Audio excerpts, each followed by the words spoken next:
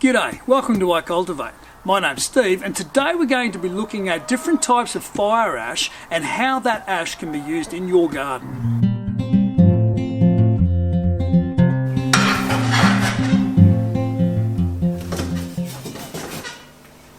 Depending upon where you live, you may in fact have a fireplace for heating purposes, and that fireplace is going to produce quite a lot of ash. The type of ash depends upon the type of firewood that you are burning, and that ash may have lots of different purposes that you can use it for in your garden. So let's have a look at the types of ash and how that ash can be used in your garden.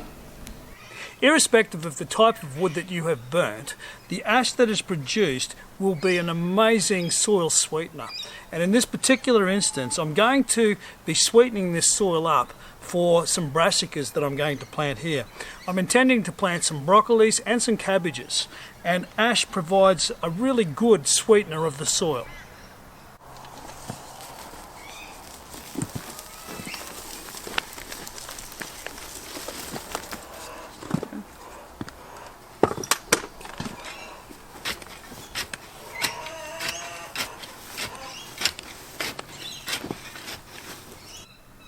So this ash will help with the sweetening of this soil and therefore make it wonderful for the growing of certain types of plants such as beans, brassicas and so on.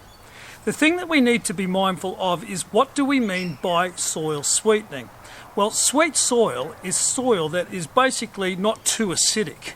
And different plants require different pHs. And the importance of pH to a plant has got to do with nutrient uptake. If the pH of a soil is not right, well then that will impact on the plant's ability to uptake nutrients.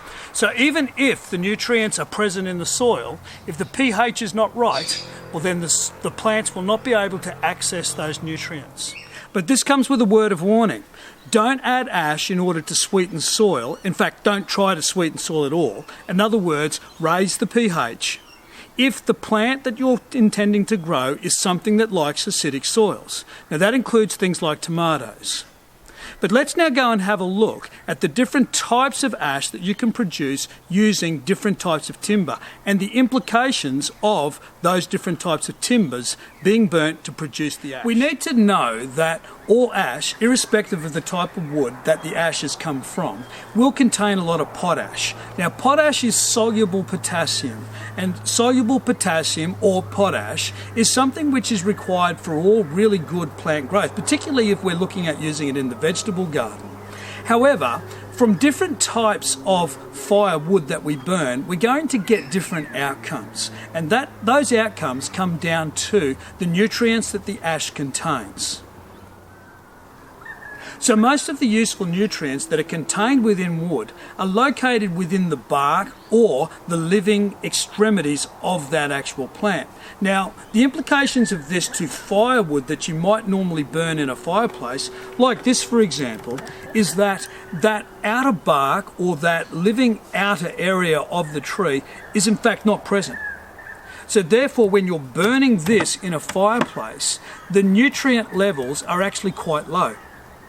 Contrast that with if you were burning this type of wood. In this particular instance, you're burning the bark and the living outer extremities as well, and therefore in the ash you are getting the nutrients that are available in this particular plant material. So therefore, if what you want is a soil sweetener, the ash that you get from the fireplace from this type of timber is fantastic. However, if what you're after is ash that is also going to add a lot of nutrients to the soil, well then this stuff from the fireplace is not so good, unless you are using such things as branch cuttings, weeds and so on that have come from the garden. These will provide lots of wonderful, useful nutrients into your garden. So to summarise, if what you are looking for is to raise the pH of your soil, in other words, to sweeten your soil for growing such things as brassicas and beans and so on in your garden, well then any of these timbers that produce ash when burnt will be very useful. However, the fireplace wood is most likely only going to be good for that. You're not going to get additional nutrients being added to the soil, or not many anyhow, from this material.